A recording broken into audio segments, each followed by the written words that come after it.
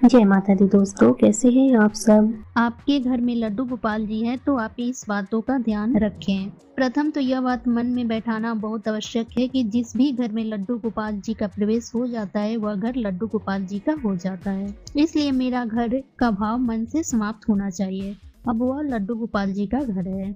सत्य तो यह है कि अब आपका परिवार लड्डू गोपाल जी का परिवार है, अतः लड्डू गोपाल जी को परिवार के लिए सम्मानित सदस्य का स्थान प्रदान किया जाए। परिवार के सदस्य की आवश्यकताओं के अनुसार ही लड्डू गोपाल जी की हर एक आवश्यकता का ध्यान रखा जाए।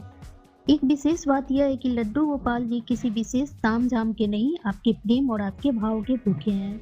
अतः उनको जितना प्रेम, जितना भाव अर्पित किया जाता है वह उतने आपके अपने होते हैं।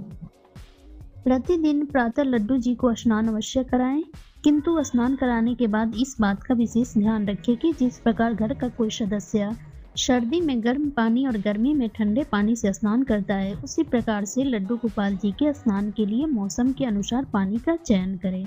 स्नान के बाद प्रतिदिन धुले स्वच्छ कपड़े जरूर पहनाएं। जिस प्रकार आपको भूख लगती है उसी प्रकार लड्डू गोपाल जी को भी भूख लगती है, अतः उनके भोजन का ध्यान रखें। भोजन के अतिरिक्त सुबह का नाश्ता और शाम के चाय नाश्ते आदि का भी ध्यान रखें। घर में कोई भी खाने की वस्तु आए तो लड्डू गोपाल जी की हिस्सा भी उसमें अवश्य होना चाहिए। प्रत्येक मौसम के अनुसार लड्डू गोपाल जी के लिए सर्दी गर्मी में बचाव का प्रबंध करना चाहिए। मौसम के अनुसार ही वस्त्र पहनाने चाहिए। लड्डू गोपाल जी को खिलौने बहुत प्रिय है, उनके लिए खिलौने अवश्य लेकर आएं और उनके साथ खेले भी। समय समय पर गोपाल जी को बाहर घुमाने भी अवश्य ले जाएं।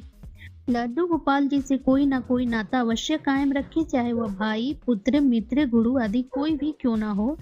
जो भी नाता लड्डू गोपाल जी से बनाए उसको प्रेम और निष्ठा से निभाए। अपने लड्डू गोपाल जी को कोई प्यारा सा नाम अवश्य दें।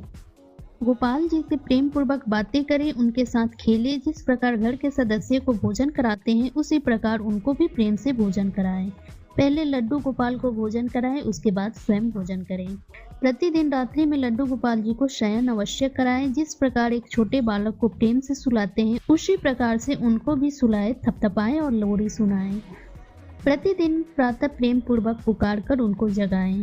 किसी भी घर में प्रवेश के साथ ही लड्डू गोपाल जी में प्राण प्रतिष्ठा हो जाती है, इसलिए उनको मात्र प्रतिमा न समझकर घर के एक सदस्य के रूप में ही उनके साथ व्यवहार करें।